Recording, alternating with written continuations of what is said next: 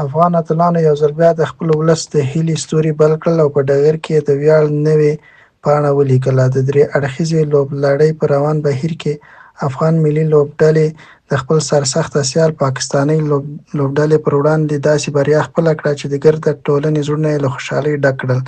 افغان لوبغاړو د لومړیتوب وهنې پر مهال په ورین عزم او ښکلې همغږۍ سره د 100 منډو داسې هدف وټاکه چې د سیالۍ لپاره د سترو خنډونو دیوال وګرځېد.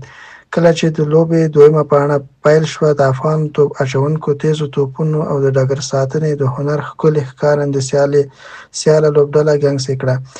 د هر بال تر شا د اتلولۍ تود احساس پروت و او سیال لوبغاړي د افغان ځوانانو د زړورتیا تر فشار لاندې یو بل پسې له ډګره وشړل شول. د لوبې د وروستیو شیبو پر مهال د افغانانو نارې د لوبډلې د زړورتیا رنګین انځور جوړ کړ او سیال لوبډله له ټاکلي هدف د 18 منډو په توپیر شاته پاتې شوه. دا بریا یوازې یو ورزشي لاسته راوړنه نه ده، بلکې د افغانانو د یووالي، باور او نه ماتېدونکې روحیې نغوته ده.